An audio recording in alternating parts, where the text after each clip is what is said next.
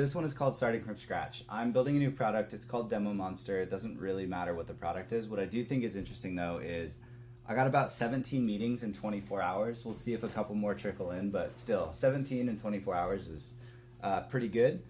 To start off, I think this is going to frustrate some people because there's stuff you can't replicate, but there's plenty of stuff in here that I think you can replicate. So here's what you maybe can't replicate. I do have some followers, which honestly doesn't help as much as you think it would. It sometimes does, but mostly it doesn't. And then two, I have some people who know me as the builder of another product. So I emailed a group of people from a different product in a similar space that I thought this pitch might be relevant for, and it worked. The parts that you can replicate, copy and strategy. So let's jump in. So the product itself, it's for AEs and salespeople to build better demos. I was on vacation a couple weeks ago and I just get up really early and code for like 2 or 3 hours and read every morning. That's just kind of my thing. I saw a post about somebody in this space doing pretty well and I thought it was pretty interesting to build a desktop screen capture, screen recording tool, which I'd never done before. And that was the extent of the research I did. So for better or for worse, that's kind of where I'm starting from. So I built it without talking to anybody in the space, which, don't do that. Recently, an internet friend of mine DM'd me on LinkedIn and told me about a strategy he's working on right now, or a strategy that he thinks is working pretty well right now, and for pretty good reason. It's called the advisory committee strategy. So the pitch is loosely, join my advisory committee for this new company, get some swag, some potential equity if you're selected, and help shape the future of this product. Why might people join that? I think people want to sometimes put it on like LinkedIn. They want to build their network and they maybe get to flex some skills that they don't in their current role. Even if they're a founder, right? Advising other people is still a different kind of muscle and it's nice sometimes for people to have a space to do that. So that's kind of the pitch. The reason it works is the equity piece I think is interesting. The product should hopefully be interesting. So that's definitely part of it. And then the swag is just kind of fun and maybe you get to meet somebody new. So that's kind of why people do it.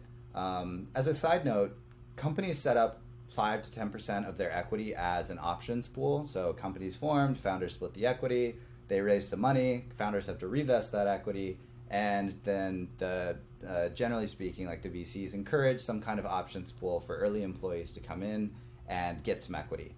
But people generally don't do that for early customers. And so I think that's a little odd. I want to try it with this one. Maybe I'll find out why that's the case after this. But at the moment, the cost is really not very much to me. I mean, it's maybe $500, $600, $700 in swag and equity that's worth $0 currently. I have a product, it has no customers, that's zero.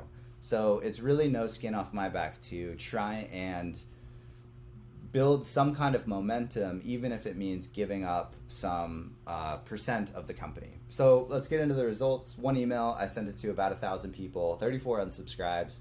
Only 2 people replied, which I thought was interesting, and 17 meetings booked. So most people just went direct to my Calendly and just like booked a thing. And I don't do click tracking here, and I don't do open tracking, so I have no idea how many people actually ended up opening the thing.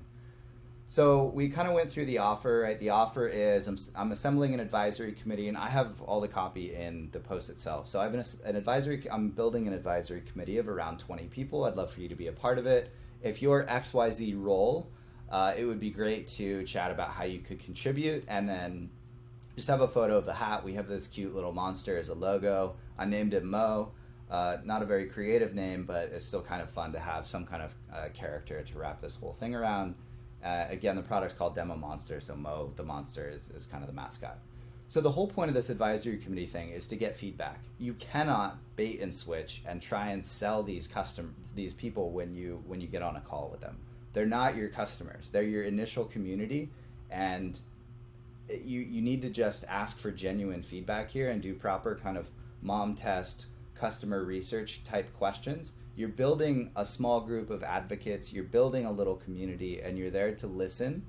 But what you can do is ask for intros to other people. So, 17 interviews, 7 people aren't going to show up. They'll cancel 3 seconds before the meeting time, or they just will, ghost me. They won't show up. So I'm expecting about 10 people to actually show up.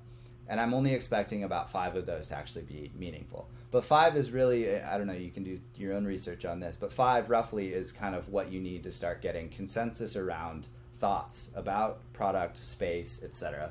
So hopefully around that around 5 will actually show up, and I'll maybe be able to get an additional 5 to 10 meetings from those people where I can ask on the call, and this is totally valid. Who do you know that this could be helpful for? Intro me to 2 people you think that this might be helpful for after you're done listening. So that might be the ask on the call. So again, the copy's attached, but this advisory committee strategy is pretty cool. I literally just did this yesterday, so this isn't like old info that I'm gating and then releasing at a later date. Like, this thing works, but it's not zero work. You actually have to build the community, right? You actually have to divvy up the equity. You actually have to get these people invested into the thing that you're trying to create and set up, so there's not zero cost to this. There's definitely some cost to this, but if you're willing to do that, then this should be an interesting strategy for you to try. So that's it. Thanks for watching, and I'll see you next time.